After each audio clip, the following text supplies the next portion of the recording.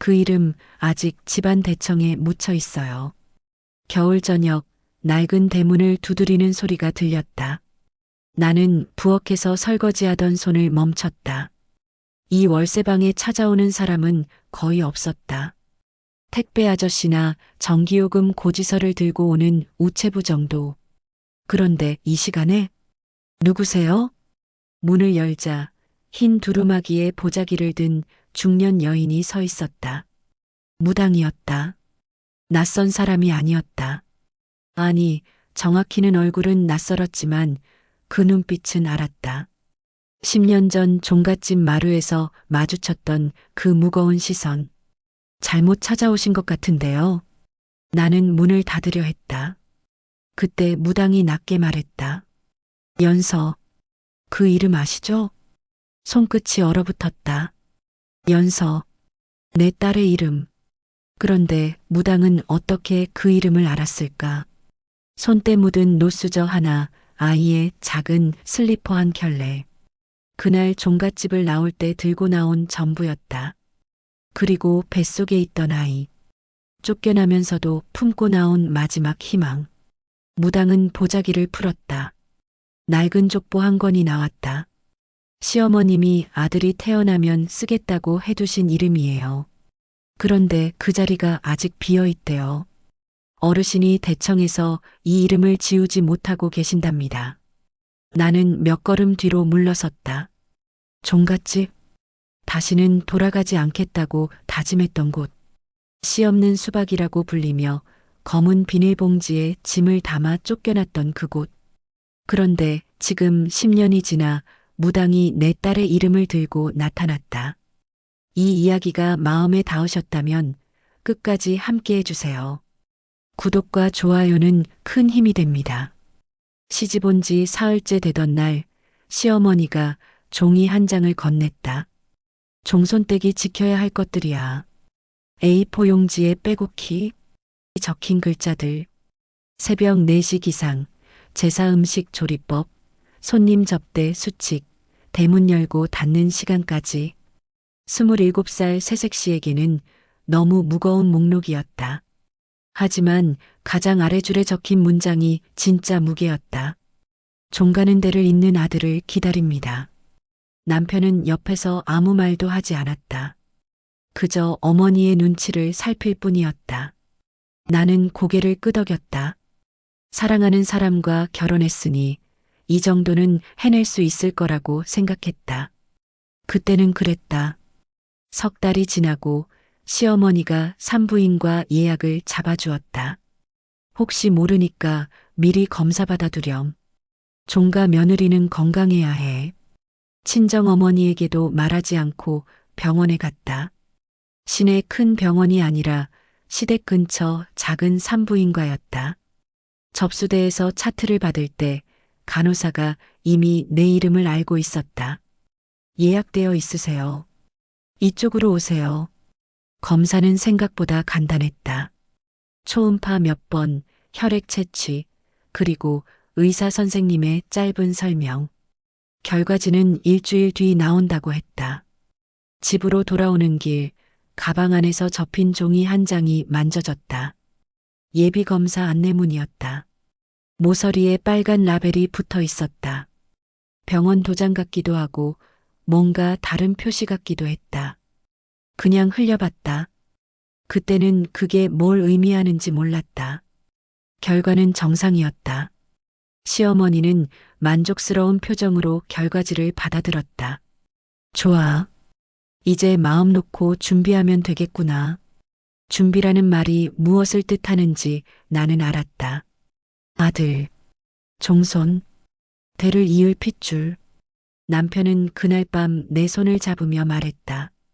미안해. 우리 집이 좀 엄격해서. 나는 괜찮다고 했다. 사랑하니까 견딜 수 있을 거라고 믿었다. 6달이 지나 임신 소식을 전했다. 시어머니의 얼굴이 환해졌다. 시아버지는 대청마루에 절을 올리라고 했다. 조상님께 감사를 표하는 의식이었다. 무릎을 꿇고 고개를 숙이는데 시어머니가 내 귀에 속삭였다. 아들이어야 해. 그 말이 뱃속 아이에게까지 전달되는 것 같았다. 무거운 기대가 온몸을 짓눌렀다. 추석 제사 준비가 시작됐다. 시집 온 지 1년이 채 안 된 나는 시어머니를 따라 부엌을 드나들었다. 나물 무치고 전 부치고 과일 깎고 손끝이 익숙하지 않아 칼질이 삐뚤었다. 시어머니는 한숨을 쉬며 내 손에서 칼을 빼앗았다. 배우려면 멀었구나. 제사상이 차려졌다. 대청마루 한가운데 놓인 상 위로 음식들이 질서정연하게 배치됐다. 시아버지가 제주가 되어 절을 올렸고 남편이 그 뒤를 따랐다. 나도 절을 했다. 하지만 제사 후 나눠 먹는 음복자리에서 내 이름은 호명되지 않았다. 종부, 아드님, 큰손자. 시어머니가 음식을 나눠주며 부르는 이름들 속에 나는 없었다. 며느리, 종손댁. 그냥 그렇게 불릴 뿐 내 본래 이름은 제사 명단 어디에도 오르지 않았다. 남편에게 물었다. 제사 지낼 때 며느리 이름은 안 부르나 봐요? 남편은 멋쩍게 웃었다. 원래 그래. 아들 낳으면 달라지겠지. 아들 낳으면. 그 말이 또 나왔다. 나는 배를 쓰다듬으며 속으로 빌었다. 제발 아들이기를. 그래야 이 집에서 이름을 얻을 수 있을 테니까. 그날 밤 잠자리에 들기 전 화장대 서랍을 열었다. 산부인과 결과지가 접혀 있었다. 다시 펼쳐보니 모서리에 빨간 라벨이 유난히 눈에 들어왔다. 뭔가 이상했다. 일반 병원 도장이 아니라 특정 기관의 표시 같았다. 하지만 깊이 생각하지 않았다. 뱃속 아이가 건강하게 자라는 것만이 중요했다. 그리고 그 라벨이 무엇을 의미하는지, 누가 그 검사를 주도했는지는 훨씬 나중에야 알게 됐다. 임신 5달째 배가 불러오기 시작했다. 시어머니는 매일 아침 미역국을 끓여주었다. 하지만 그 미역국 한 그릇에도 조건이 붙어 있었다. 아들 낳으려면 잘 먹어야 해. 산부인과 정기검사 때마다 시어머니가 따라왔다. 초음파 화면을 들여다보며 성별을 물었지만 의사 선생님은 아직 확실하지 않다고 했다. 시어머니의 입술이 굳어졌다. 다음에는 꼭 확인해 주세요. 어느 날 저녁 배에 통증이 왔다. 처음에는 대수롭지 않게 생각했다. 임신 중에는 흔한 일이라고 들었으니까. 하지만 통증이 점점 심해졌다. 화장실에 갔다가 피를 봤다. 손이 떨렸다. 여보. 남편이 부랴부랴 응급실로 데려갔다. 새벽 2시 차가운 병실 복도에서 의사 선생님의 말을 들었다. 유산입니다. 안타깝지만 아이를 지키지 못했습니다. 머릿속이 하얘졌다. 남편은 내 손을 잡았지만 그 손에서 온기가 느껴지지 않았다. 시어머니에게 전화가 걸려갔다. 수화기 너머로 들리는 긴 침묵. 그리고 짧은 한마디. 집에 와. 퇴원하는 날 시댁 거실에 가족들이 모여 있었다. 시아버지, 시어머니, 남편, 그리고 나. 시어머니가 입을 열었다. 뭘 잘못했기에 아이를 지키지 못했니? 잘못? 나는 아무 잘못도 하지 않았다. 무거운 것도 들지 않았고 조심조심 걸었고 먹지 말라는 것도 입에 대지 않았다. 하지만 시어머니의 눈빛은 이미 판결을 내린 뒤였다. 종가 며느리면 아이를 지킬 줄도 알아야지. 남편에게 눈빛을 보냈다. 뭐라도 말해달라고. 내가 잘못한 게 아니라고. 하지만 남편은 고개를 숙인 채 아무 말도 하지 않았다. 시아버지 앞에서, 어머니 앞에서 아들은 남편이 아니었다. 그냥 순종하는 아들일 뿐이었다. 몸조리 잘해서 다시 임신해라. 이번엔 꼭 아들로. 다시 아들로. 나는 방으로 들어가 이불을 뒤집어 썼다. 눈물이 나오지 않았다. 슬픔보다 분노가 먼저였다. 아이를 잃은 슬픔은 누구의 것인가? 내 배에서 사라진 생명인데 왜 나는 슬퍼할 자격조차 없는가. 석 달이 지났다. 몸은 회복됐지만 마음은 회복되지 않았다. 시어머니는 다시 산부인과 예약을 잡았다. 재검사 받아야지. 또 그러면 안 되니까. 이번에는 시내 큰 병원이었다. 검사 항목도 더 많았다. 의사 선생님이 결과지를 보며 말했다. 특별한 이상은 없습니다만 남편분도 함께 검사 받으시는 게 좋겠어요. 유산은 여러 원인이 복합적으로 작용하니까요. 그 말을 시어머니에게 전하자 표정이 굳었다. 우리 아들은 아무 문제 없어. 내가 잘 관리 못한 거지. 검사는 그것으로 끝났다. 남편은 병원에 가지 않았다. 1년이 더 지났다. 다시 임신했고 이번에는 더 조심했다. 계단도 천천히 오르고 음식도 가려 먹고 밤마다 배를 쓰다듬으며 빌었다. 제발 이번엔 지켜지기를. 하지만 또 같은 일이 일어났다. 임신 4달째 다시 피가 보였다. 다시 응급실, 다시 유산. 2번째 유산 후 시댁의 분위기가 완전히 바뀌었다. 시어머니는 더 이상 미역국을 끓여주지 않았다. 시아버지는 나를 보지 않았다. 남편은 밤늦게 귀가했다. 미안해. 회사 일이 많아서. 거짓말이었다. 남편은 집에 오기 싫어했다. 아내의 실패를 마주하기 싫어했다. 어느 봄날 시어머니가 마당에 검은 비닐봉지 2개를 내놨다. 내 짐 쌌다. 나가거라. 순간 귀를 의심했다. 나가라니. 남편에게 전화를 걸었지만 받지 않았다.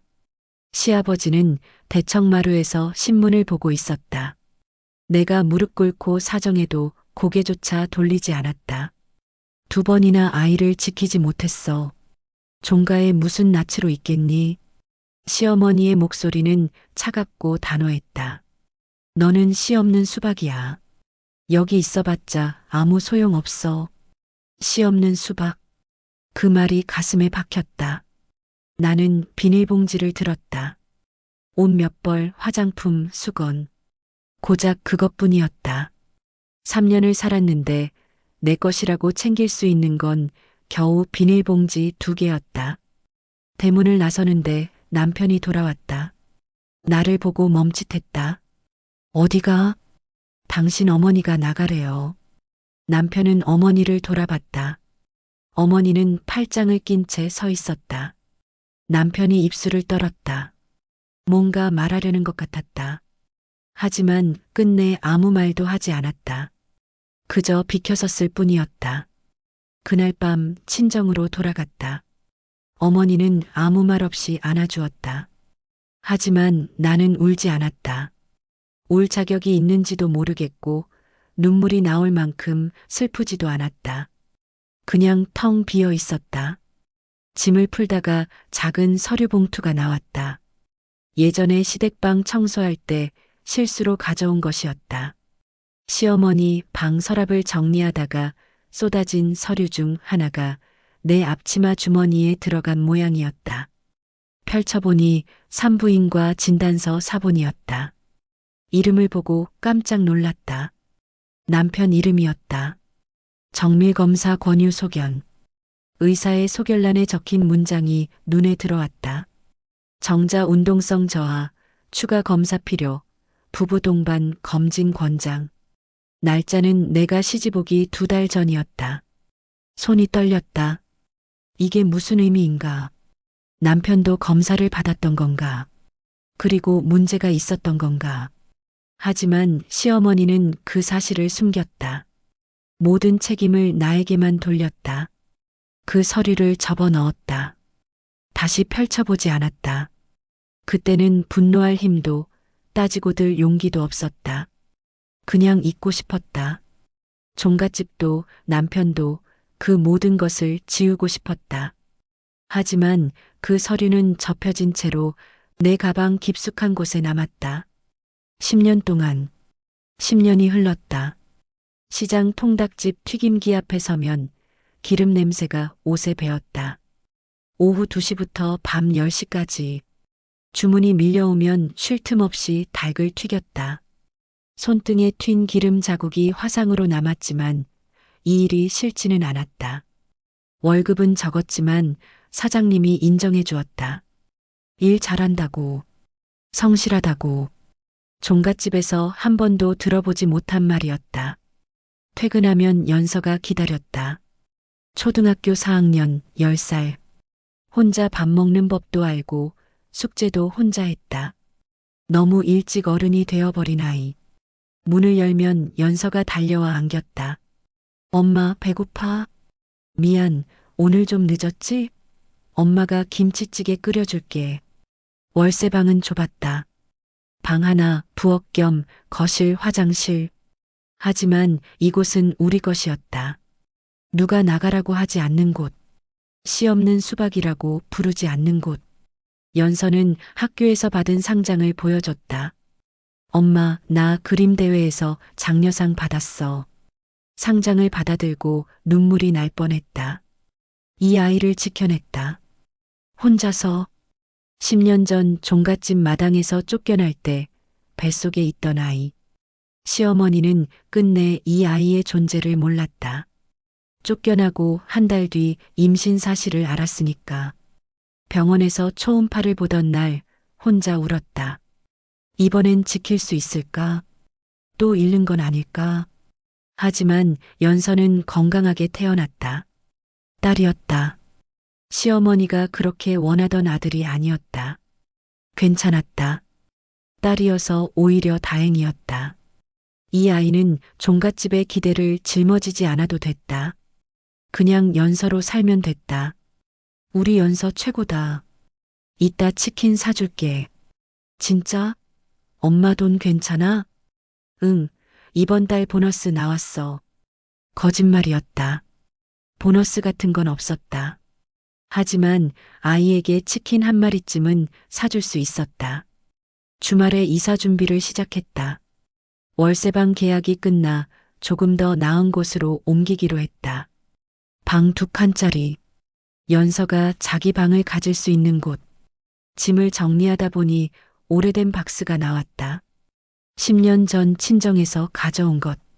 한 번도 열어보지 않았던 박스. 먼지를 털고 열어보니 옛날 물건들이 쏟아졌다. 결혼 앨범, 시댁에서 쓰던 앞치마, 그리고 작은 파일 케이스. 손이 멈췄다. 이건 뭐였지? 펼쳐보니 서류들이 들어 있었다. 산부인과 영수증. 10년도 더 된 종이. 글씨가 바래서 잘 보이지 않았다. 하지만 병원 이름은 선명했다. 시댁 근처 산부인과. 결혼 초기에 갔던 곳. 영수증 뒷면에 손글씨로 뭔가 적혀 있었다. 재검 권유. 부부 동반 검진 필요. 누가 쓴 글씨일까? 간호사였을까? 아니면 의사 선생님이었을까? 재검 권유. 부부 동반. 그런데 남편은 한 번도 같이 가지 않았다. 시어머니가 막았다. 파일 케이스를 더 뒤지니 또 다른 종이가 나왔다. 남편 이름으로 된 정밀검사 권유 소견서. 접혀진 채로 10년을 갇혀 있었다. 그리고 한 장 더. 휴대전화 문자 메시지를 캡처한 사진 출력물이었다. 언제 출력했는지 기억도 안 났다. 번호는 산부인과였다. 재검사 예약 확인 부탁드립니다. 남편분 검사도 함께 진행 예정입니다. 날짜를 보니 첫 번째 유산 직후였다. 이 문자를 받았었나? 기억이 가물가물했다. 아마 시어머니가 휴대전화를 대신 확인하던 시절이었을 것이다. 나는 이 문자를 제대로 보지 못했고 남편의 검사는 이루어지지 않았다. 손이 떨렸다. 퍼즐 조각들이 맞춰지기 시작했다. 빨간 라벨 붙은 검사 결과지, 정밀 검사 권유 소견, 재검 권유 문자. 모두 같은 이야기를 하고 있었다. 문제는 나만이 아니었다. 남편도 검사가 필요했다. 하지만 시어머니는 그 사실을 묻었다. 연서가 방문을 열고 들어왔다. 엄마 뭐해? 응, 옛날 물건 정리하는 중. 그거 뭔데? 엄마 예전 서류들. 연서가 영수증을 집어들었다. 산부인과 나 낳을 때? 응, 그 전에. 엄마 나 낳기 전에 애기 더 있었어? 아이의 질문에 가슴이 철렁했다. 연서에게 말한 적 없었다. 두 번의 유산. 지키지 못한 아이들. 어떻게 설명해야 할까? 응, 있었어. 근데 하늘 날아갔어. 아, 그럼 나는 셋째구나. 연서는 담담하게 받아들였다. 오히려 나보다 더 담담했다. 아이는 서류를 내려놓고 다시 자기 방으로 갔다. 나는 서류들을 다시 정리했다. 버릴까 싶었다. 10년이나 지난 일인데 이제 와서 무슨 소용인가. 하지만 손이 움직이지 않았다. 뭔가 마음 한구석이 무거웠다. 억울함이 남아 있었다. 씨 없는 수박이라는 말, 혼자 짊어진 책임, 침묵했던 남편. 그 모든 것이 거짓 위에 세워진 판단이었다면. 다음 날 통닭집에서 일하는데 낯익은 얼굴이 들어왔다. 고등학교 동창 지연이었다. 10년 만이었다. 너 여기서 일해? 응. 너는? 나 근처 병원에서 간호사로 일해. 오랜만이다. 치킨을 포장해주면서 이런저런 이야기를 나눴다. 결혼은 했는지, 애는 있는지. 지연은 아직 미혼이었다. 나는 딸 하나 키우며 산다고 했다. 남편은 이혼했어. 미안. 몰랐어. 거짓말이었다. 이혼한 게 아니라 쫓겨난 것이었다. 하지만 굳이 구분할 필요는 없었다. 어차피 돌아갈 생각도 없었으니까. 지연이 가려는데 문득 물어봤다. 너 혹시 산부인과 일한 적 있어? 응, 레지던트 때 산부인과 돌았었어. 왜? 아니, 그냥 옛날에 산부인과 다녔었거든. 근처 작은 병원. 어디? 혹시 명신산부인과? 맞아. 거기. 지연의 표정이 묘하게 변했다. 거기 나도 알아. 실습 때 잠깐 있었거든. 너 거기서 검사 받았어? 응. 언제쯤? 년도를 말해주자 지연이 고개를 끄덕였다. 그때 내가 있었을 때다. 혹시 기억나는 거 있어? 검사 결과 같은 거. 정상이었어. 근데 나중에 유산했어. 두 번. 지연의 얼굴이 굳었다. 두 번이나? 그럼 남편 쪽 검사도 했어? 아니, 안 했어. 왜? 유산하면 보통 부부 동반 검진하는데. 시어머니가 남편은 문제 없대. 지연이 한숨을 쉬었다. 그거 문제 많은 병원이었어. 시댁에서 의뢰하면 여자 쪽만 검사하고 남자 쪽은 대충 넘기거나 아예 안 하는 경우도 있었거든. 특히 전통 있다는 집안들. 내가 실습 때 의사 선생님이랑 싸운 적도 있어. 이건 의료윤리 위반 아니냐고. 머릿속이 하얘졌다. 그럼 그 빨간 라벨은 시댁에서 의뢰한 거라는 표시였던 건가? 그때 남편 쪽 정밀 검사도 필요했었는데 결과지 어디 있어? 한번 봐줄까? 응, 집에 있어. 근데 10년 전 거라서 괜찮아. 가져와 봐. 내가 한번 봐줄게. 지연은 연락처를 주고 갔다. 나는 튀김기 앞에 멍하니 서 있었다. 10년. 10년 동안 나는 혼자 죄책감을 짊어졌다. 아이를 지키지 못한 나쁜 엄마라고 생각했다. 하지만 진실은 달랐다. 시어머니가 진실을 묻었고 병원이 거기에 협조했고 남편은 침묵했다. 퇴근 후 집으로 돌아와 서류를 다시 꺼냈다. 영수증, 문자 캡처, 진단서 사본. 증거들이었다. 10년 동안 잊혀졌던 진실의 파편들. 이제 이걸로 뭘 해야 할까? 따지러 갈까? 사과를 받을까?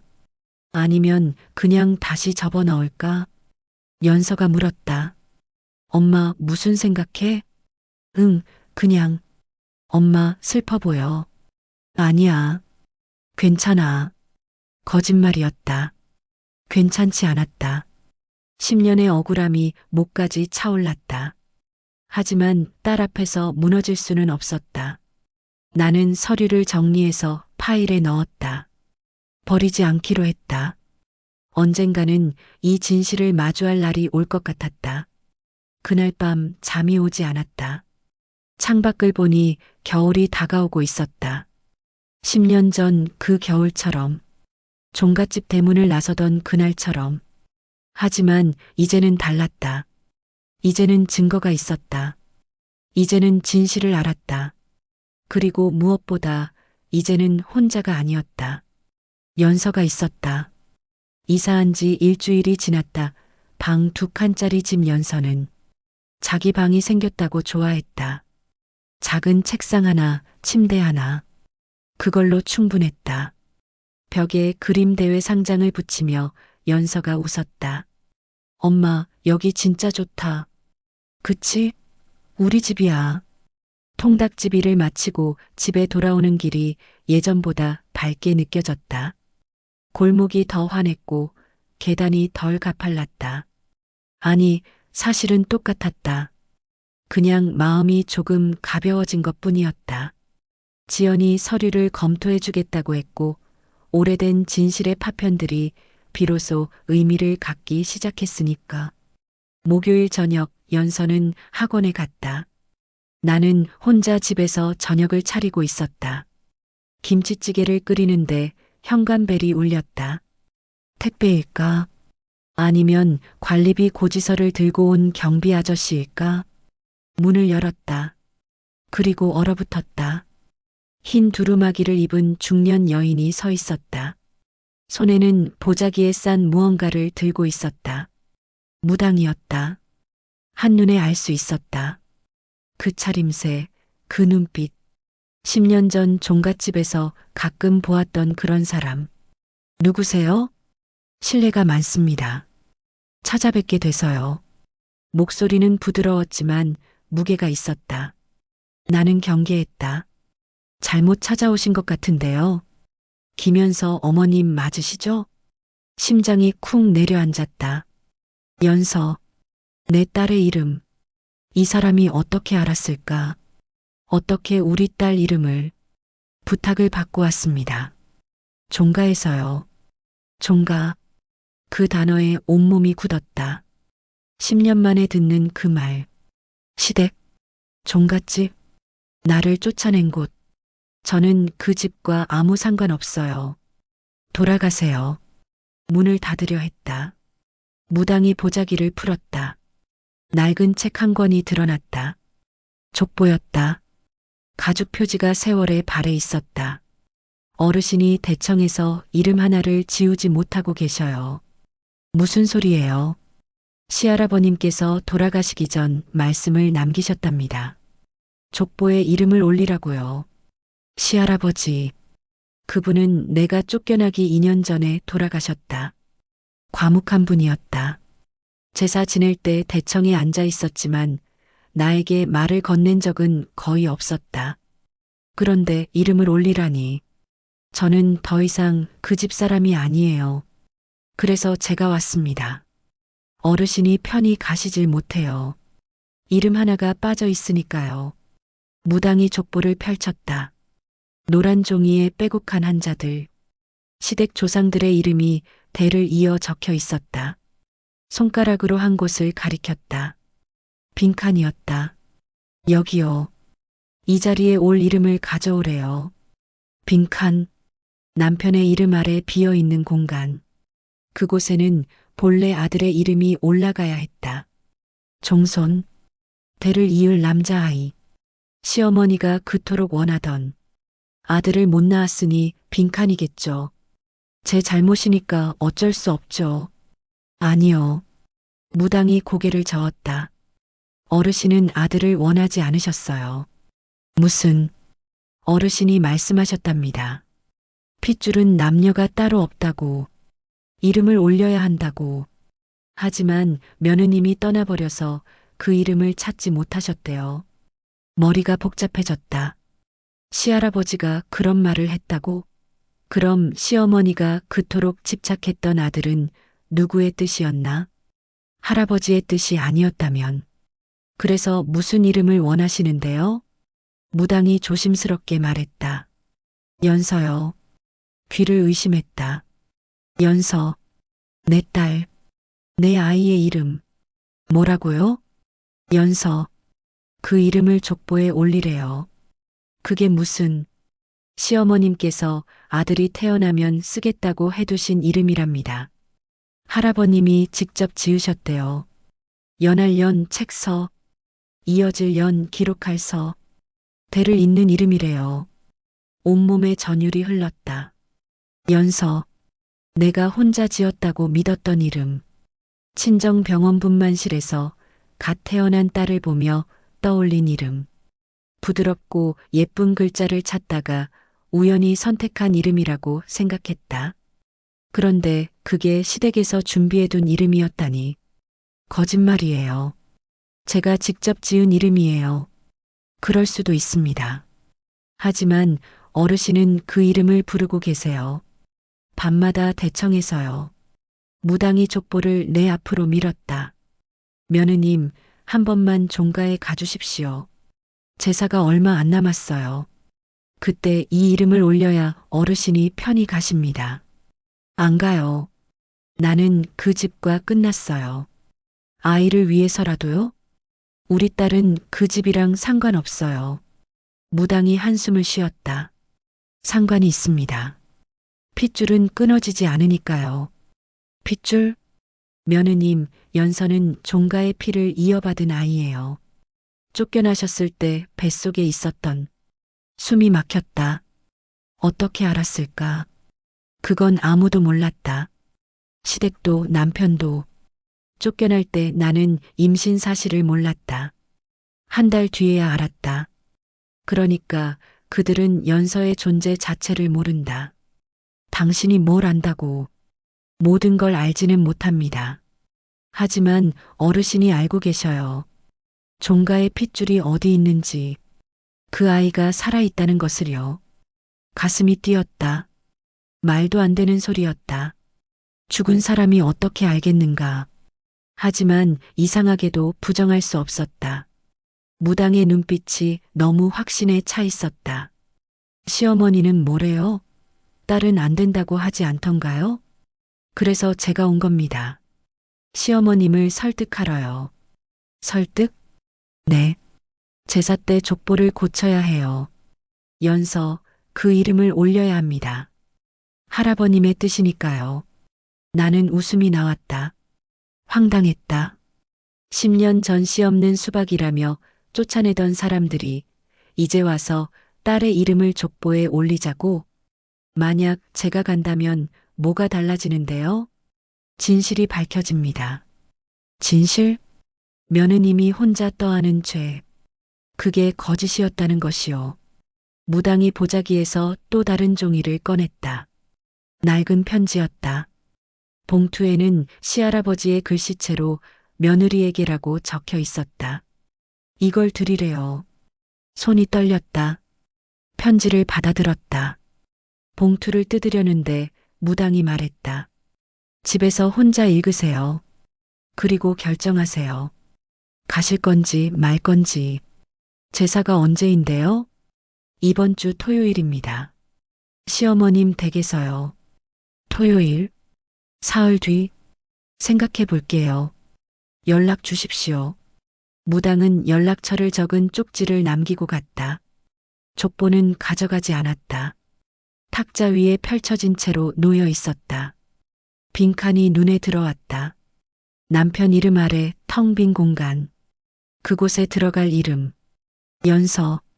편지를 펼쳤다. 시할아버지의 글씨였다. 떨리는 손으로 읽기 시작했다. 며느리에게 내가 잘못했소. 아이의 탓을 하게 내버려둔 것이 씨는 한쪽 것만이 아니오. 남자도 여자도 함께 만드는 것이오. 그런데 우리 집은 늘 여자만 탓했소. 며느리만 탓했소. 내가 막았어야 했는데 늙은이는 비겁했소. 연서, 그 이름을 손주에게 물려주시오. 아들이든 딸이든 상관없소. 그 아이가 이 집의 핏줄이요. 이름을 올리시오. 그것이 내 마지막 부탁이요. 편지가 흐려졌다. 눈물이 떨어졌다. 시할아버지, 그분은 알고 있었다. 10년 전에도, 아니 더 오래전부터 잘못이 나에게만 있지 않다는 것을. 하지만 말하지 않았다. 시어머니를 막지 않았다. 그리고 돌아가시기 전 이 편지를 남겼다. 연서가 학원에서 돌아왔다. 엄마, 나왔어. 누가 왔었어? 신발 있던데. 얼른 눈물을 닦았다. 응, 아는 사람. 무슨 책이야? 족보? 연서가 탁자 위 족보를 들여다봤다. 엄마, 여기 우리 성씨네. 이게 우리 집 한 거야? 아니야. 그냥 남의 거야. 그래도 신기하다. 여기 이름 진짜 많다. 연서의 손가락이 빈칸을 가리켰다. 여기는 왜 비어 있어? 잘 모르겠어. 누가 이름 안 올린 건가? 불쌍하다. 이름도 없이. 연서는 족보를 덮고 자기 방으로 갔다. 나는 편지를 다시 읽었다. 한 글자 한 글자. 시할아버지의 마지막 부탁. 연서의 이름을 올리라는. 토요일 사흘 뒤 10년 만에 종갓집 대문을 다시 넘어야 하나. 무당과 함께, 족보와 함께, 그리고 연서와 함께. 손이 떨렸다. 무서웠다. 하지만 동시에 뭔가 타오르는 게 느껴졌다. 분노였다. 10년 동안 참았던 분노. 이제는 말할 때가 온 것 같았다. 진실을 밝힐 때가. 휴대전화를 들었다. 무당이 남긴 번호를 눌렀다. 여보세요. 저예요. 가겠습니다. 토요일에. 잘 결정하셨습니다. 하지만 조건이 있어요. 말씀하세요. 진실을 밝힐 거예요. 제가 가진 증거 전부요. 무당이 잠시 침묵했다. 그것이 어르신의 뜻입니다. 진실 없이는 이름도 없으니까요. 전화를 끊었다. 가슴이 두근거렸다. 10년 만에 귀가. 하지만 이번에는 다르다. 이번에는 도망치지 않는다. 이번에는 맞선다. 연서를 위해서, 그리고 나 자신을 위해서. 토요일 아침 연서에게 말했다. 오늘 엄마 옛날 집에 가야 해. 어디? 엄마가 결혼했던 집.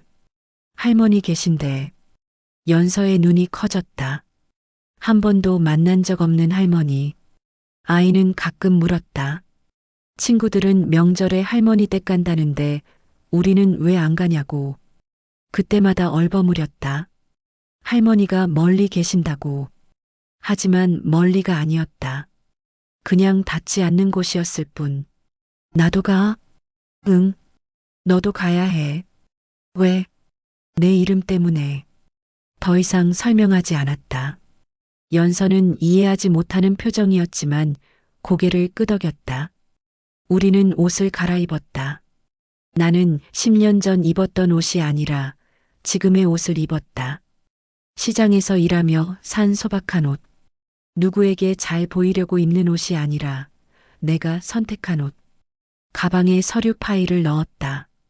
산부인과 영수증, 문자 캡처, 남편의 진단서 사본. 지연이 검토해준 메모도 함께. 정밀검사 미실시, 의료윤리 위반 가능성 같은 문구들이 적혀 있었다. 증거였다. 10년 동안 숨겨졌던 진실의 조각들. 무당과 약속한 장소는 종갓집 입구 정류장이었다. 도착하니 무당이 먼저 와 있었다.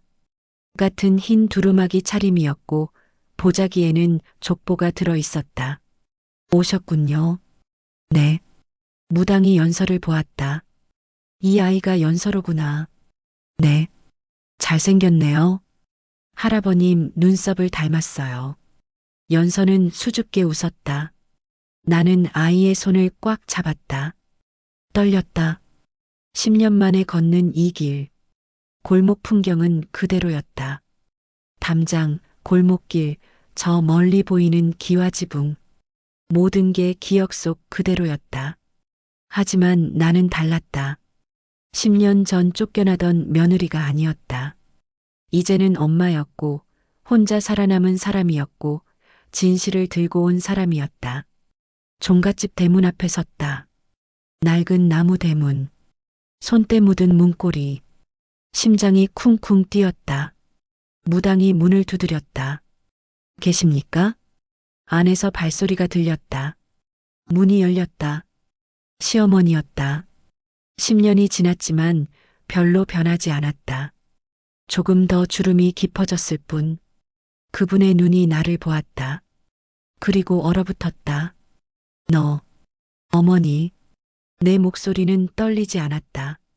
시어머니의 시선이 연서에게로 향했다. 아이를 위아래로 훑어봤다. 그리고 무당에게 물었다. 무슨 일이요? 할아버님의 부탁으로 왔습니다. 제사 전에 정리할 일이 있대요. 무슨 소리요? 우리 집 제사에 이 사람이 왜 와? 어머님 말씀드릴 게 있어요. 내가 앞으로 나섰다. 시어머니가 문을 닫으려 했다. 무당이 재빨리 족보를 내밀었다. 어르신의 유언장입니다. 읽어보셔야 합니다. 유언장? 아버님은 유언장 같은 거 안 쓰셨어. 편지를 남기셨습니다. 며느님께. 시어머니의 얼굴이 굳었다. 잠시 침묵이 흘렀다. 그리고 마지못해 문을 열었다. 들어와요. 하지만 오래 있진 못해. 대청마루를 밟았다. 10년 전 그 나무 마루. 냉기가 발바닥으로 전해졌다. 시어머니는 거실로 안내했다. 식탁에 둘러앉았다. 연서는 내 옆에 바짝 붙어 앉았다. 이 아이는 누구요? 시어머니가 연서를 보며 물었다. 제 딸입니다. 딸? 네. 10년 전 태어났어요. 시어머니의 눈빛이 변했다. 계산하는 눈빛. 10년 전이면 쫓겨나던 그 무렵. 그렇다면 이 아이는 쫓겨날 때 임신이었어요. 한 달 뒤에 알았죠. 그래서 혼자 낳았단 말이요? 네. 왜 말 안 했어? 말할 기회가 없었죠. 씨 없는 수박이라며 쫓아내셨으니까. 시어머니가 입술을 깨물었다. 연서가 내 손을 꽉 잡았다. 무당이 족보를 펼쳤다. 어머님, 할아버님이 이 빈칸에 이름을 올리라 하셨습니다. 무슨 이름을? 연서요. 연서? 시어머니의 얼굴이 창백해졌다. 그건 아버님이 손자나면 쓰겠다던 이름이잖아요. 맞습니다. 그런데 손자가 아니라 손녀가 태어났네요. 손녀는 안 돼요. 종가는 아들만 족보에 올려요. 할아버님은 그렇게 생각하지 않으셨답니다. 무당이 시할아버지의 편지를 내밀었다. 시어머니는 떨리는 손으로 편지를 읽었다. 읽으면서 얼굴이 점점 굳어졌다. 이게 아버님 글씨. 맞습니다. 돌아가시기 전 쓰신 거예요. 하지만 이건 말도 안 돼요. 딸을 족보에? 그럼 대가 끊기잖아요. 대는 끊기지 않습니다. 연서가 있으니까요. 나는 가방에서 서류 파일을 꺼냈다. 테이블 위에 하나씩 펼쳤다. 산부인과 영수증, 빨간 라벨 붙은 진단서, 문자 캡처, 남편의 정밀검사 권유 소견서. 이게 뭐요? 증거입니다. 시어머니가 서류를 들여다봤다. 손이 떨렸다. 이건 빨간 라벨 보이시죠? 시댁에서 의뢰한 검사라는 표시예요. 저만 검사받고 남편은 안 받았죠. 왜 그랬을까요? 그건 이것도 보세요. 남편 쪽 정밀검사 권유 소견. 유산 후 재검 권유 문자. 전부 무시됐어요. 어머니가 막으셨죠. 시어머니가 고개를 돌렸다. 난 그런 적 없어요. 거짓말하지 마세요. 제가 간호사 친구한테 확인했어요. 그 병원 시댁에서 의뢰하면 여자 쪽만 검사하고 남자 쪽은 대충 넘기는 곳이었대요. 그건 병원 잘못이지 내 잘못이 아니야. 시어머니의 목소리가 높아졌다. 어머니는 알고 있었어요. 남편도 검사가 필요하다는 걸. 하지만 인정하기 싫으셨죠. 종손이 문제 있다는 걸. 그래서 저만 탓하신 거예요. 닥쳐. 내가 뭘 안다고. 저는 10년 동안 알았어요. 혼자 짐 짊어지고 살면서요. 연서가 내 팔을 잡았다. 아이의 눈에 눈물이 맺혔다. 나는 아이를 안았다. 이 아이는 제 잘못으로 태어난 게 아니에요. 저는 아무 잘못도 없었어요. 그런데 어머니는 저를 수박이라고 불렀죠. 쓸모없다고 쫓아냈죠. 무당이 조용히 말했다. 어머님, 인정하세요. 며느님에게 빚이 있어요. 빚? 무슨 빚? 진실을 숨긴 빚. 명예를 빼앗은 빚. 시어머니가 의자에 주저앉았다. 손으로 얼굴을 가렸다. 나도 어쩔 수 없었어요. 시댁에서 평생 아들 낳으라는 소리 들으면서 살았어요. 겨우 아들 하나 낳았는데 그 아들이 대를 못 잇는다는 걸 어떻게 인정해요? 그래서 며느리를 희생양으로 삼으신 거예요? 미안해요. 미안하다고 끝나요? 목소리가 떨렸다. 10년의 분노가 터져 나왔다. 저는 혼자 아이 키우면서 매일 자책했어요. 내가 잘못해서 아이들을 잃었다고. 내가 부족해서 쫓겨났다고. 그런데 거짓이었어요. 전부 거짓말이었어요. 연서가 울기 시작했다. 나는 아이를 더 꽉 안았다. 무당이 일어나 대청마루로 갔다. 제사상이 차려질 자리였다. 그곳 구석에 낡은 장롱이 있었다. 무당이 장롱을 열었다. 어르신이 여기 뭔가 숨겨두셨대요. 거기 아무것도 없어요. 있습니다. 무당이 장롱 뒷면을 더듬었다. 뭔가 떨어지는 소리가 났다. 작은 보자기에 쌓인 물건이었다. 풀어보니 오래된 카세트 녹음기였다. 테이프가 들어 있었다. 이게 뭐예요? 할아버님 육성입니다. 무당이 재생 버튼을 눌렀다. 잡음이 흘러나왔다. 그리고 낮고 굵은 목소리. 내가 이 녹음을 남기는 건 후회 때문이다. 시할아버지의 목소리였다. 시어머니가 벌떡 일어났다. 아버님, 아이의 탓을 하지 마라. 씨는 한쪽 것만이 아니다. 남자도 여자도 함께 만드는 것이다. 나는 평생 이 집안이 며느리들을 탓하는 걸 보고 자랐다. 잘못된 것이다. 나도 아무 말하지 못했다. 비겁했다. 녹음 속에서 기침 소리가 들렸다. 며느리에게 미안하다. 내가 막았어야 했다. 아들도 검사받게 했어야 했다. 하지만 나는 늙고 겁이 많아서 못했다. 용서해다오. 시어머니가 무릎을 꿇었다. 얼굴을 손으로 가렸다. 연서, 그 이름을 손주에게 물려주어라. 아들이든 딸이든 상관없다. 핏줄은 이어진다. 이름을 올려라. 그것이 내 마지막 명이다. 녹음이 끝났다. 침묵이 흘렀다. 시어머니가 울고 있었다. 나는 족보를 집어들었다. 빈칸을 가리켰다. 이제 채우세요. 연서의 이름으로. 시어머니가 고개를 들었다. 눈이 빨갛게 충혈되어 있었다. 미안하다. 정말 미안하다. 사과는 나중에요. 지금은 할아버지 명령 따르세요. 무당이 붓과 먹을 가져왔다. 시어머니는 떨리는 손으로 붓을 잡았다. 족보의 빈칸에 천천히 글자를 쓰기 시작했다. 연서. 이름이 새겨졌다. 10년 만에. 종가의 족보에. 딸의 이름이. 족보에. 연서의 이름이 새겨졌다. 먹이 마르기 전 시어머니의 손이 허공에서 멈췄다. 붓을 내려놓지 못하고 그대로 굳어 있었다. 그분의 눈에서 눈물이 떨어져 족보 모서리를 적셨다. 아버님, 제가 잘못했습니다. 나는 아무 말도 하지 않았다. 용서를 구하는 목소리였지만 아직 용서할 준비가 되지 않았다. 연서가 내 옆에서 족보를 들여다봤다.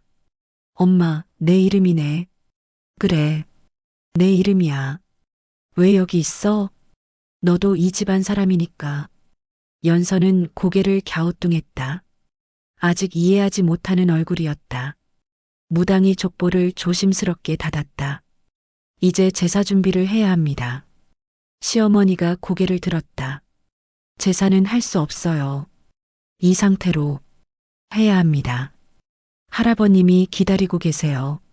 하지만 어머님, 제사는 죽은 자를 위한 것이 아니라 살아있는 자를 위한 겁니다. 오늘 이 제사는 진실을 인정하는 자리예요. 무당의 말에 시어머니는 천천히 고개를 끄덕였다. 부엌으로 향했다. 나도 일어났다. 10년 전 그 부엌. 나물 묻히고 전 부치던 곳. 손이 익숙하게 움직였다. 시어머니가 나를 보았다. 도와주지 않아도 돼요. 도와주는 게 아니에요. 제사니까 당연히 준비하는 거죠. 하지만 어머니, 저는 아직도 이 집 며느리예요. 쫓겨났지만 법적으로는 이혼 안 했으니까요.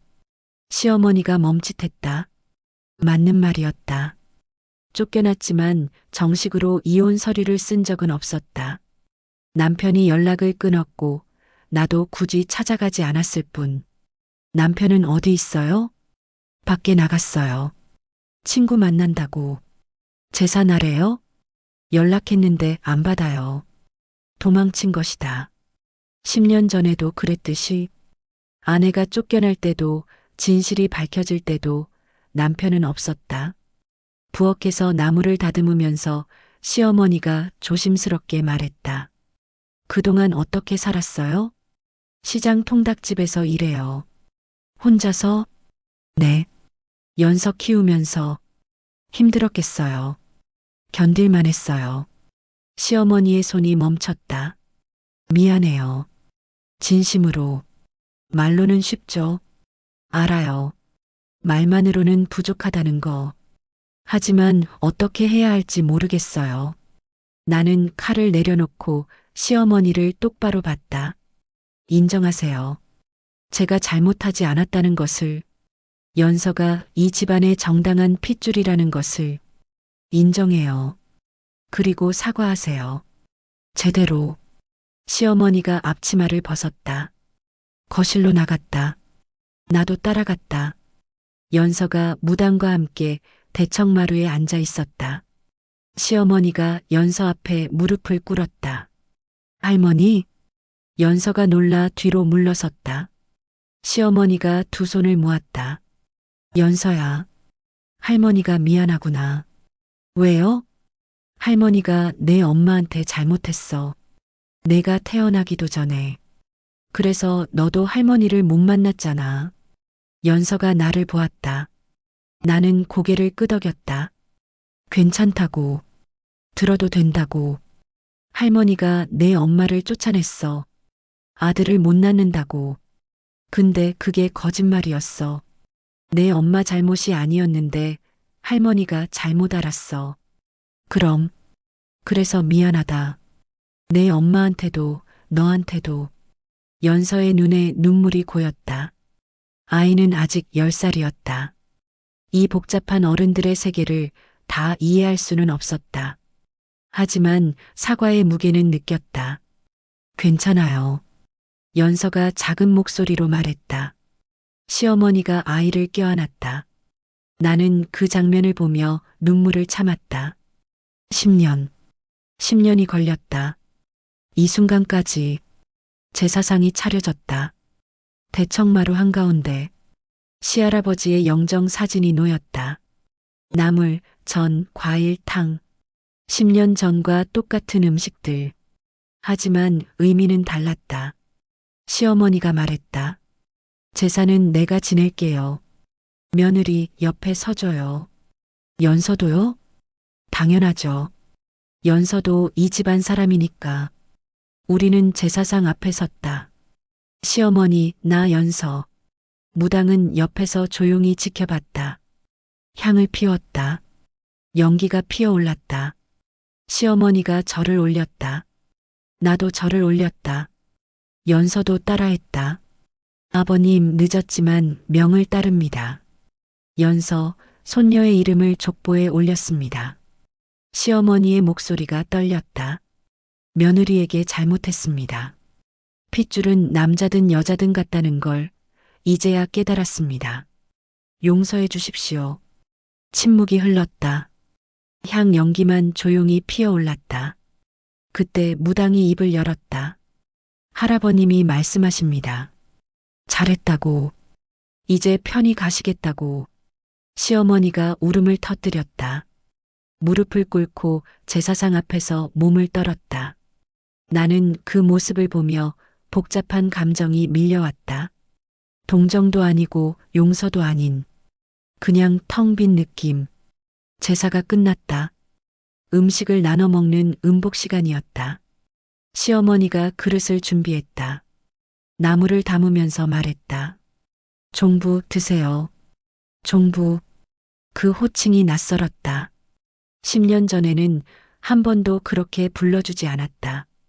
그냥 며느리, 너였다. 하지만 지금은 달랐다. 인정받은 것이다.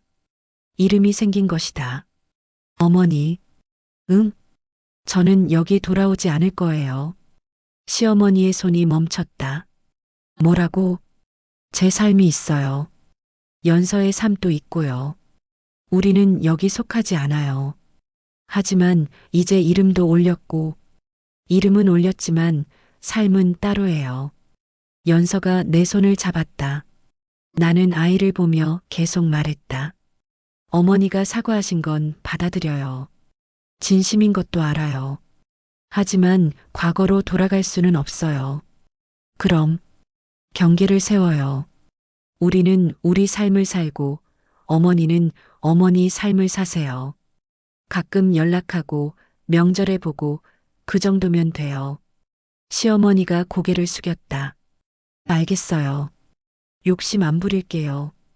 그냥 가끔 연서 얼굴 보여주기만 해도 돼요. 그건 연서가 원하면 그렇게 할게요. 연서가 말했다. 가끔 올게요, 할머니. 근데 우리 집이 더 좋아요. 시어머니가 웃었다. 쓸쓸한 웃음이었다. 그래, 그래야지. 엄마랑 있는 게 제일 좋지. 무당이 족보를 보자기에 쌌다. 이제 제 일은 끝났습니다. 할아버님도 편히 가셨어요. 고맙습니다. 시어머니가 무당에게 절을 했다. 무당은 가벼운 미소로 답했다. 고마울 건 없습니다. 제 역할을 했을 뿐이에요. 현관에서 신발을 신으며 시어머니가 물었다. 남편 만나고 갈래요? 아니요. 그래도 볼 필요 없어요. 어차피 할 말도 없고 연서한테는? 연서도 아빠 필요 없대요. 10년 동안 없이 살았는데 이제 와서 필요하겠어요? 시어머니가 아무 말도 하지 못했다. 우리는 대문을 나섰다. 뒤돌아보지 않았다. 10년 전에는 울면서 나갔지만 이번에는 당당하게 나왔다. 연서가 물었다. 엄마, 다음에 또 와? 연서가 원하면. 나는 잘 모르겠어. 천천히 생각해. 할머니는 이제 우리 편이야. 응. 골목을 걸으며 무당이 말했다. 잘 결정하셨어요. 뭐가요? 돌아가지 않기로 한 것. 경계를 세운 것. 당연한 선택이었어요. 많은 사람이 그 당연한 선택을 못해요. 용서하면 다 돌아가야 한다고 생각하죠. 용서와 복귀는 다른 거잖아요. 무당이 고개를 끄덕였다. 맞아요. 용서는 마음이고 복귀는 선택이죠. 정류장에 도착했다. 무당이 보자기를 건넸다. 이거 가지세요. 족보요? 아니요. 할아버님 편지요. 연서가 크면 보여주세요. 감사합니다. 무당은 그렇게 떠났다. 우리는 버스를 탔다. 창밖으로 종갓집이 멀어졌다. 연서가 내 어깨에 기댔다. 엄마, 오늘 무서웠어. 나도. 근데 엄마 멋있었어. 그래. 응. 엄마 목소리가 안 떨렸어. 나는 아이의 머리를 쓰다듬었다. 목소리는 안 떨렸지만 속은 떨렸다. 지금도 떨리고 있었다. 하지만 해냈다. 10년 동안 참았던 말을 했다. 진실을 밝혔다. 연서의 이름을 되찾았다. 버스가 우리 동네에 도착했다. 집으로 걸어가며 연서가 물었다. 엄마, 이제 우리 어떻게 돼? 어떻게 되긴. 그냥 우리 살던 대로 살지. 할머니는 가끔 보겠지. 내가 원하면. 아빠는? 아빠는 엄마도 잘 모르겠어. 집에 도착했다. 좁은 월세방. 하지만 우리 집이었다. 문을 열고 들어서니 익숙한 냄새가 났다. 집 냄새. 우리만의 냄새. 연서가 자기 방으로 들어갔다. 나는 가방에서 시할아버지의 편지를 꺼냈다. 다시 읽었다. 연서, 그 이름을 손주에게 물려주시오. 이미 물려줬다. 10년 전에. 아무도 모르게. 하지만 이제는 모두가 알았다.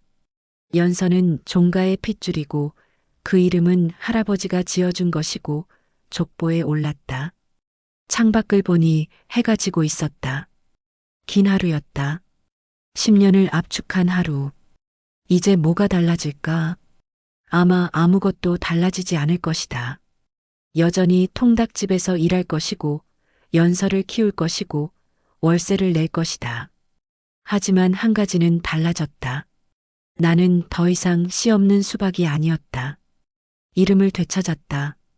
내 이름, 연서의 이름. 그걸로 충분했다. 제사를 지내고 한 달이 지났다. 통닭집 일은 계속됐다. 튀김기 앞에 서서 닭을 튀기고 주문을 받고 손님을 맞았다. 달라진 건 없었다. 하지만 무언가 달랐다. 가슴에 눌렸던 돌덩이 하나가 사라진 느낌. 숨이 조금 더 깊어졌다. 연서는 학교에서 돌아오면 여전히 숙제를 했고 가끔 그림을 그렸다. 어느 날 아이가 그린 그림을 보여줬다. 큰 기와집 앞에 세 사람이 서 있었다. 할머니, 엄마, 나. 이게 뭐야? 할머니 집. 이번에 간대. 그렸구나. 응. 선생님이 가족 그리라고 해서. 가족. 연서에게 할머니도 이제 가족이 된 것이다. 10년 동안 없었던 사람이 한 번의 만남으로 아이의 세계는 어른보다 유연했다. 또 가고 싶어? 잘 모르겠어. 할머니는 좋은데 집이 좀 무서워. 왜? 너무 커. 우리 집이 더 좋아. 나는 아이를 안았다. 맞는 말이었다. 크다고 좋은 게 아니었다. 우리 집은 작았지만 따뜻했다. 시어머니에게서 가끔 문자가 왔다. 안부를 묻는 짧은 문자. 연서 잘 지내냐고. 밥은 먹었냐고. 나는 간단하게 답했다. 네, 잘 지냅니다. 걱정 마세요. 어느 주말 시어머니가 전화를 걸었다. 며느리 나야. 네, 어머니. 혹시 시간 되면 집에 한번 와줄 수 있어? 줄 게 있어서. 뭔데요? 와봐. 그냥. 연서와 함께 종갓집으로 갔다. 이번에는 무당 없이 둘이서만. 대문을 두드리자 시어머니가 직접 나왔다. 예전보다 표정이 부드러웠다. 어서 와. 연서도 왔구나. 안녕하세요, 할머니. 연서가 공손하게 인사했다. 시어머니가 아이의 머리를 쓰다듬었다. 많이 컸네. 한 달 사이에. 할머니는 그대로예요. 그래. 할머니는 늙어가는데. 거실로 들어갔다. 탁자 위에 낡은 상자가 놓여 있었다. 나무 상자였다. 시어머니가 상자를 열었다. 안에 노수저 한 벌이 들어 있었다. 반질반질 닦여진 수저. 손때가 묻은 흔적이 보였다. 이게 뭐예요? 할아버님이 쓰시던 수저야. 돌아가실 때 며느리 줄 거라고 하셨어. 저한테요? 응. 종부가 물려받아야 한다고. 나는 수저를 집어들었다. 무거웠다. 단순히 무게 때문만이 아니었다. 그 안에 담긴 의미가 무거웠다. 이걸 왜 저한테? 할아버님이 그러셨어. 수저는 집안의 것이 아니라 사람의 것이라고. 쫓겨났어도 며느리는 며느리라고. 연서가 수저를 만져봤다. 예쁘다. 반짝반짝해. 연서도 크면 이거 쓸 수 있어. 엄마가 물려주면. 시어머니의 말에 나는 고개를 끄덕였다. 물려줄 것이다. 이 수저를. 종가의 수저가 아니라 우리의 수저로. 고맙습니다. 아니야. 당연한 거야. 시어머니가 차를 내왔다. 우리는 마주 앉아 차를 마셨다. 어색했다. 하지만 불편하지는 않았다. 시간이 필요한 관계였다. 10년의 상처가 한 달 만에 아물 수는 없었다. 남편 만났어? 시어머니가 조심스럽게 물었다. 아니요. 연락은? 없어요. 미안해. 내가 잘못 키웠나 봐. 비겁하게. 어머니 잘못만은 아니에요. 남편 자신의 선택이었죠. 그래도 이제 상관없어요. 저는 제 삶이 있으니까. 시어머니가 한숨을 쉬었다. 이혼할 거야? 아마요. 정리해야죠. 연서는? 연서는 저랑 살 거예요. 당연히. 그래. 당연하지. 침묵이 흘렀다. 연서가 대청마루로 갔다. 족보가 놓인 곳. 아이가 족보를 펼쳐봤다. 할머니, 여기 내 이름 있어요? 그럼. 당연하지. 연서가 자기 이름을 손가락으로 짚었다. 진짜네. 신기하다. 시어머니가 연서 옆에 앉았다. 연서야, 이 이름은 증할아버지가 지어주신 거야. 증할아버지? 응. 할머니 아버지. 돌아가셨지만 연서를 많이 보고 싶어 하셨어. 왜요? 너는 이 집안의 소중한 핏줄이니까. 연서가 나를 보았다. 나는 미소로 답했다. 괜찮다고. 들어도 된다고. 할머니, 저 아들 아니에요. 딸이에요. 알아. 상관없어. 아들이든 딸이든 모두 소중해. 엄마가 그랬어요. 할머니는 예전에 아들만 좋아했대요. 시어머니의 얼굴이 굳었다. 나는 가만히 지켜봤다. 맞아. 할머니가 잘못 생각했었어. 아들만 대를 잇는다고. 근데 그게 아니더라. 딸도 아들도 똑같아. 당연하죠. 응. 당연한 걸 몰랐어. 할머니가 늦게 깨달았어. 연서가 고개를 끄덕였다. 아이에게는 그걸로 충분했다. 복잡한 과거나 억울함이나 그런 건 아이의 몫이 아니었다. 그냥 할머니가 잘못을 인정했다는 것. 그걸로 됐다. 시어머니가 일어나 서랍을 열었다. 봉투를 꺼냈다. 이거 받아줘. 뭔데요? 돈. 많진 않지만. 필요 없어요. 아니야. 받아. 연서 학원비라도 되게. 어머니, 저희 괜찮아요. 알아. 괜찮은 거 알아. 근데 그래도 주고 싶어. 할머니 마음이야. 나는 봉투를 받았다. 거절하면 더 상처받을 것 같았다. 시어머니의 마음을 받아주는 것도 관계였다. 고맙습니다. 고맙긴. 당연한 건데. 우리는 일어났다. 돌아갈 시간이었다. 현관에서 신발을 신으며 시어머니가 말했다. 명절에 와줄 수 있어? 생각해 볼게요. 억지로는 아니야. 연서가 원하면. 연서가 대답했다.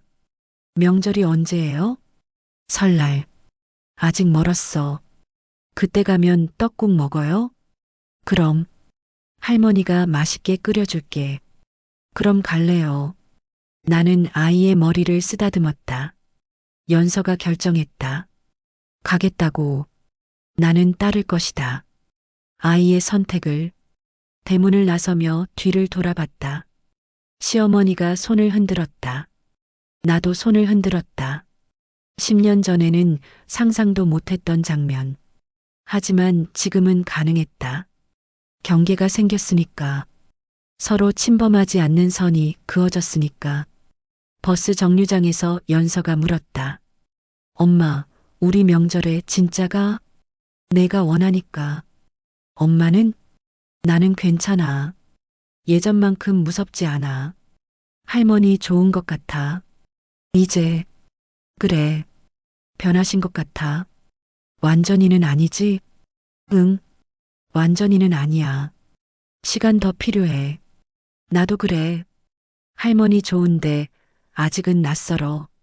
천천히 친해지면 돼. 집으로 돌아와 노수저를 꺼냈다. 찬장에 넣으려다가 말았다. 그냥 식탁 위에 올려뒀다. 우리가 매일 보는 곳에 종가의 수저가 아니라 우리 수저로 살기 위해.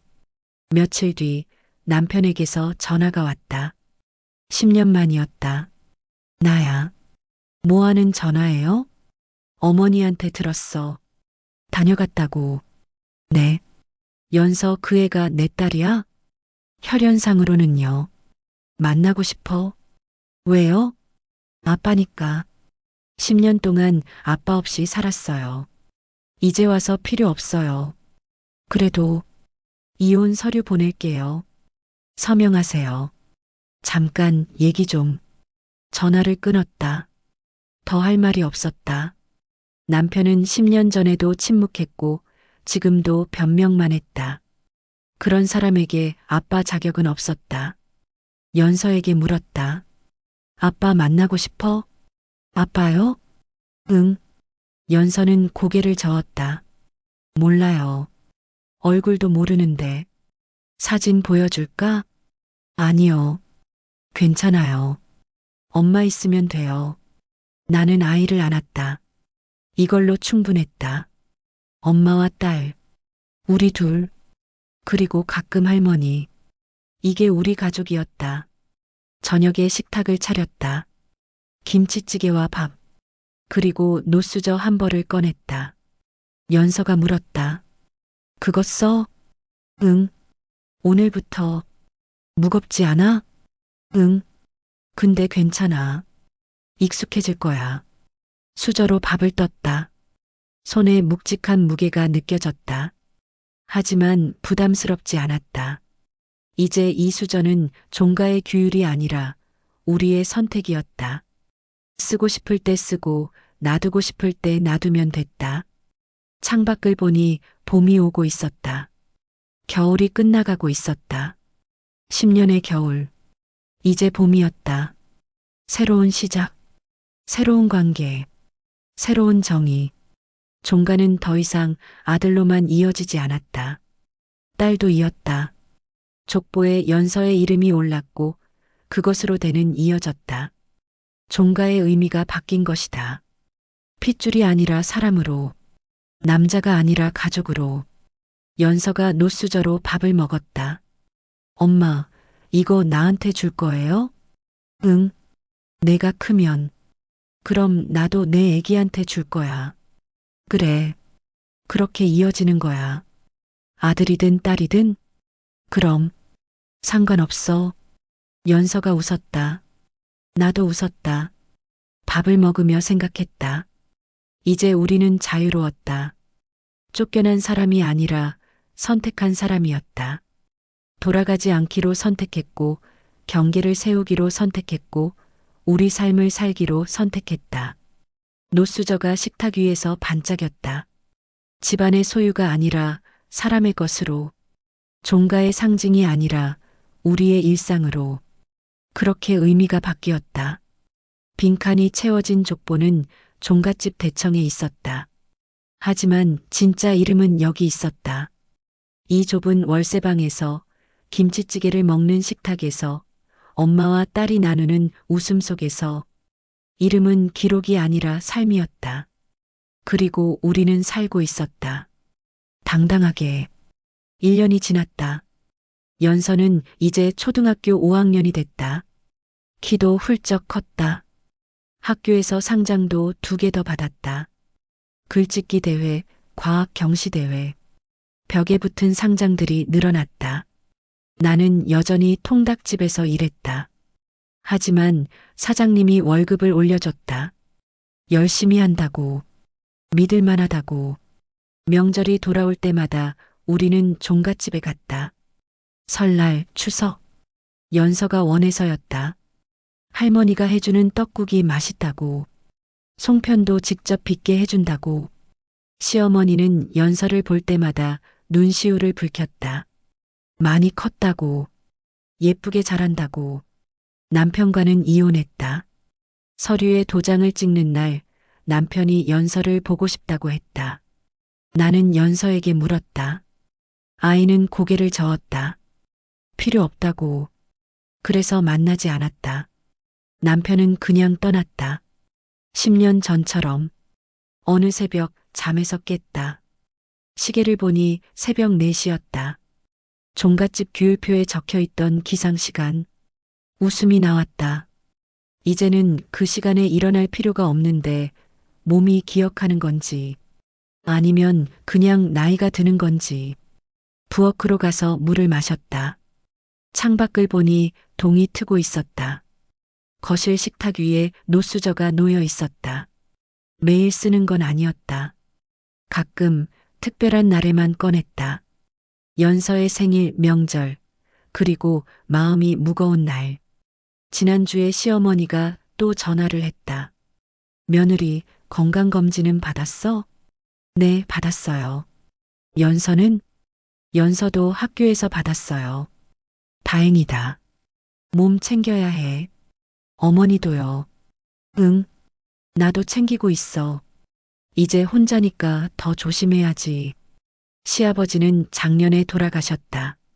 조용히 잠결에 장례식에 갔다. 연서도 함께. 아이는 처음 보는 할아버지 영정 앞에서 절을 올렸다. 시어머니가 울었다. 나도 곁에서 손을 잡아줬다. 10년 전에는 상상도 못했던 모습. 시아버지 장례 후 시어머니가 물었다. 나 혼자 이 큰 집에서 어떻게 살지? 동생들한테 연락해 보세요. 다들 바빠. 나도 바쁘게 하고 싶진 않고. 그럼 작은 집으로 이사 가세요. 종가를 버리라고? 버리는 게 아니라 내려놓는 거예요. 시어머니는 고개를 끄덕였다. 그리고 정말 집을 내놨다. 종갓집을 팔았다. 작은 아파트로 이사했다. 대청마루도 기와지붕도 없는 곳. 하지만 따뜻했다. 연서는 할머니 새 집이 더 좋다고 했다. 엘리베이터가 있어서. 족보는 박물관에 기증했다. 시어머니가 결정했다. 이제 이런 거 필요 없어. 누가 누구 자식이고 누가 대를 잇고 그게 뭐 중요해. 살아있는 사람이 중요하지. 박물관에서 감사패를 보냈다. 지역 문화재급 족보라고. 시어머니는 그걸 보며 웃었다. 연서 이름 올린 족보가 문화재가 됐네. 할머니, 나 유명해진 거예요? 그럼. 우리 연서 이름이 역사에 남았어. 하지만 진짜 이름은 족보에 있지 않았다. 여기 있었다. 이 작은 월세방에서 엄마와 딸이 함께 밥 먹고 웃고 때로 다투고 그렇게 사는 일상 속에 이름은 기록이 아니라 부름이었다. 연서야, 밥 먹어. 엄마, 나 숙제 끝났어. 연서야, 사랑해. 매일 부르는 이름. 그게 진짜였다. 족보에 한번 올라가는 것보다 매일 불리는 이름이 더 살아있었다. 햇살이 방 안으로 들어왔다. 연서가 일어났다. 부스스한 머리로 나왔다. 엄마, 왜 안 자? 그냥 일찍 일어났어. 나도 잠 안 와. 우리는 함께 식탁에 앉았다. 노수저로 물을 마셨다. 아니, 그냥 일반 컵으로 마셨다. 노수저는 그냥 거기 있을 뿐이었다. 상징으로, 기억으로. 엄마, 나중에 크면 나도 그 수저 써? 내가 원하면. 원하는데 좀 무거워. 응, 무겁지. 근데 익숙해져. 엄마는 익숙해졌어? 응. 이제는 연서가 창밖을 봤다. 엄마, 오늘 학교에서 가족나무 그리래. 가족나무? 응. 가족들 이름 써서 나무처럼 그리는 거. 누구 이름 쓸 거야? 엄마, 나 할머니. 그리고 증조할아버지. 아빠는? 연서가 고개를 저었다. 모르는 사람이잖아. 나는 아이의 머리를 쓰다듬었다. 옳고 그름을 말하지 않았다. 아이의 선택이었다. 아이의 가족나무였다. 해가 완전히 떴다. 새로운 하루가 시작됐다. 통닭집에 가야 했고 연서는 학교에 가야 했다. 일상이었다. 평범하고 소박하고 하지만 우리 것인 일상. 이름 하나가 인생을 바꿨다. 연서. 그 이름이 족보에 올라가면서 10년의 거짓이 무너졌다. 진실이 드러났다. 그리고 새로운 관계가 시작됐다. 완벽하지 않았다. 여전히 어색할 때가 많았다. 하지만 괜찮았다. 완벽할 필요는 없었다. 그냥 계속 나아가면 됐다. 종가의 정의가 바뀌었다. 아들로만 이어지는 게 아니라 사람으로 이어지는 것. 핏줄이 중요한 게 아니라 관계가 중요한 것. 족보에 이름을 올리는 게 아니라 매일 이름을 부르며 사는 것. 이제 이름이 사람을 살렸다. 기록이 아니라 삶으로. 의무가 아니라 선택으로. 과거가 아니라 현재로. 연서가 학교 갈 준비를 했다. 가방을 메고 현관으로 갔다. 엄마, 다녀올게. 그래, 조심히 가. 저녁에 치킨 먹어도 돼? 오늘은 안 돼. 월요일이잖아. 에이. 문이 닫혔다. 나는 식탁을 정리했다. 노수저를 닦아서 제자리에 놨다. 언젠가 연서가 이 수저를 물려받을 것이다. 그리고 연서도 자기 아이에게 물려줄 것이다. 아들이든 딸이든 그렇게 이름은 이어질 것이다. 이런 이야기가 좋으셨다면 구독과 좋아요로 다음 이야기도 함께 해주세요.